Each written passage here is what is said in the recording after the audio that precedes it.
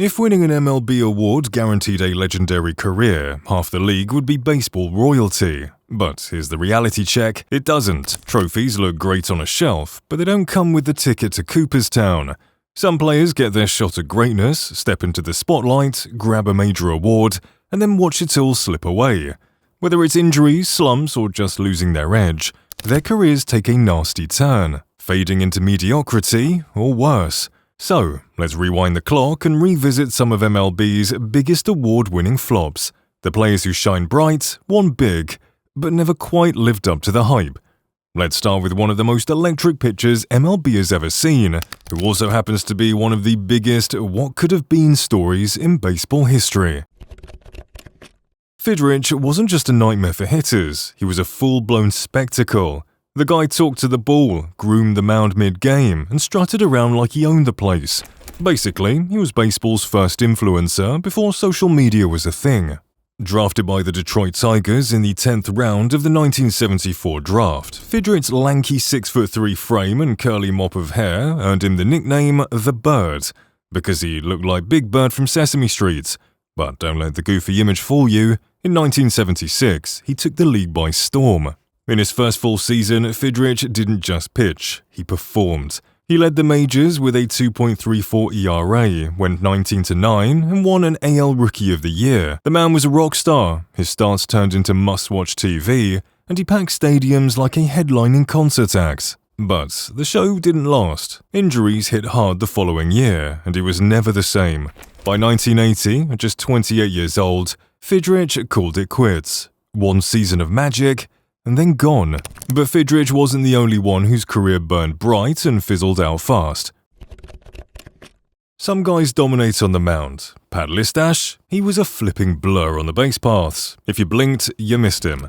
Drafted by the Milwaukee Brewers in 1988, Listach's breakout season came in 1992, when he terrorized opposing catchers. He made history as a rookie, smashing the feat of becoming the first Brewer to steal 50 or more bases in a single season. The dude swiped 54 bases, breaking a Brewers record and finishing second in the American League behind Kenny Lofton. With speed, defense, and a .290 batting average, he ran away, literally, with the AL Rookie of the Year. But speed only matters if you're healthy. Injuries slowed him down, and by 1996, his career was already fading. The Yankees traded for him, but he failed his physical before ever playing a game. Listach played just 52 more MLB games after that, and then was completely out of the league by 1997.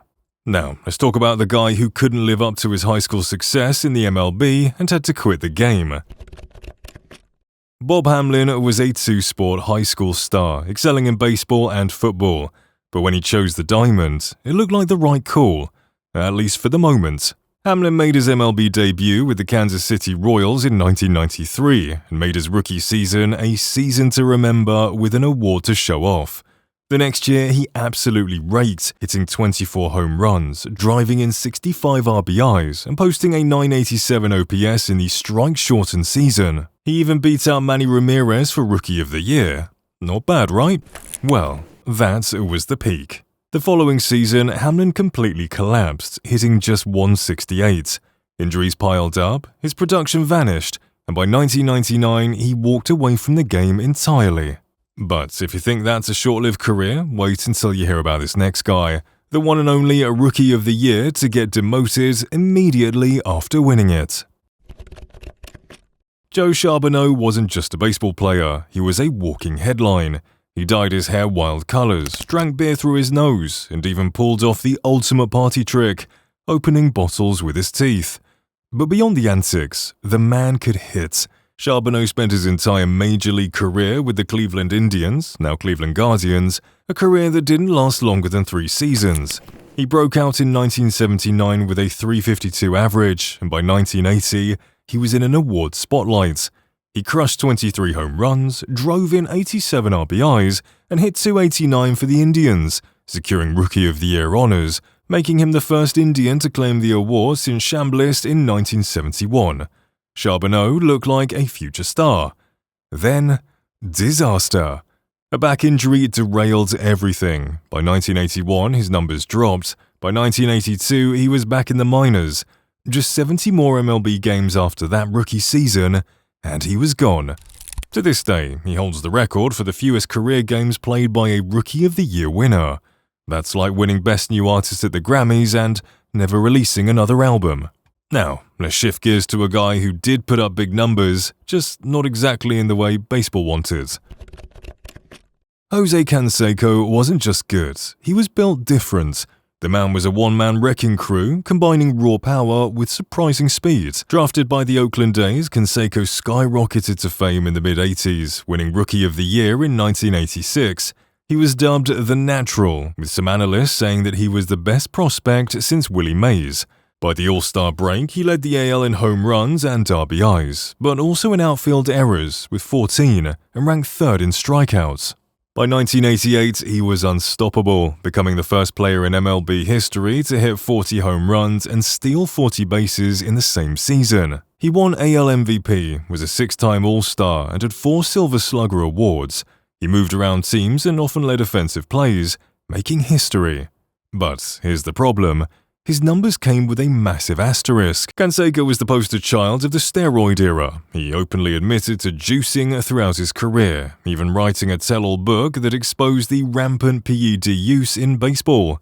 Injuries, controversies, and off-field distractions overshadowed his talents. He should have been a legend. Instead, his career became a cautionary tale. But what about the guy who got so close to winning an award, only to have his career spiral into disaster immediately after? Some rookies barely make a splash. Kevin Maas, he burst onto the scene like a firework, bright, explosive, and gone too soon. Drafted by the Yankees in 1986, Maas didn't make his big league debut until 1990, but when he did, he made history fast. In just 72 at-bats, he smashed 10 home runs, setting a record, later broken by Shane Spencer in 1998. He then became the fastest rookie to reach 13 and 15 home runs, doing it in 110 and 133 at-bats respectively. By season's end, he had 21 home runs in just 79 games, finishing runner-up for Rookie of the Year behind Sandy Alomar Jr. Yankees fans thought they had their next legend. But what happened next? A total disaster. Maas, once seen as the Yankees' next big slugger, never recaptured that magic. By 1992, he was bouncing between the minors and majors, struggling to regain his form. The Yankees released him in 1994, and by 1995, he was out of baseball. Turns out, Kevin Maas was more of a shooting star than a rising one. Speaking of players whose careers fell apart after a promising start, Dontrelle Willis' downfall was tough to watch. When Dontrelle Willis hit the majors, he wasn't just a great pitcher, he was must-watch TV. Acquired by the Florida Marlins in a trade with the Cubs, Willis started to slow in the minors but found his groove in 2003. His big league debut? Electric. That season, he became the first Marlins pitcher to win Pitcher of the Month, the first rookie pitcher to do it since Hideo Nomo in 1995, and the first rookie to win 7 straight starts in Jason Isringhausen.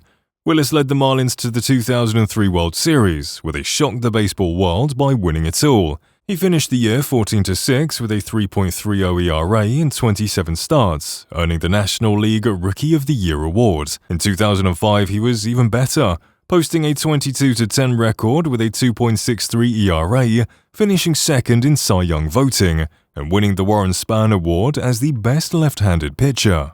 Then, it all fell apart. By 2007, injuries and control issues derailed his career. The Marlins shipped him to Detroit, but he was never the same. After years of struggles, trades, and emotions, Willis was out of the league by 2011. Now, let's talk about the guy who became one of the most infamous free agent busts after winning a Cy Young Award. Zito's MLB career started in 2001 with the Oakland Athletics, where he struggled initially but quickly improved. In 2002, he stunned everyone, becoming one of the best pitchers in baseball. He was the first AL pitcher to win 20 games that season and finished 23-5 with a 2.75 ERA, earning the Cy Young Award. But while 2002 was his peak, the rest of his career was a roller coaster. By 2004, Zito's performance declined sharply, and his numbers never fully recovered. Then came the 2007 disaster, a 7-year, $126 million contract with the Giants, that made him one of the biggest free agent busts in history. His inconsistency was maddening, and he never recaptured his ace form. His career nosedived, and by the end, he was known more for his contract than his pitching. But Zito wasn't the only award winner to fall off a cliff. Major League debuts are moments of truth, and Chris Coghlan made his count. Debuting in 2009, Coghlan tore through the league, setting a Marlins record for consecutive multi-hit games at 8 and piling up 41 hits in August, the most by a rookie since Todd Helton in 1998. He followed that with 50 hits in September and October, making him the first rookie with back-to-back 40-plus hit months. His .321 batting average led all rookies, and by the All-Star break, he was leading the entire MLB in hits at 113. Naturally, he took home NL Rookie of the Year, but after that, nothing but decline. Coghlan never came close to replicating that success. His numbers tanked, he bounced around teams as a journeyman utility player, and eventually he faded out of the league. If you thought this curse was only in the early 1900s and 2000s, well, you thought wrong.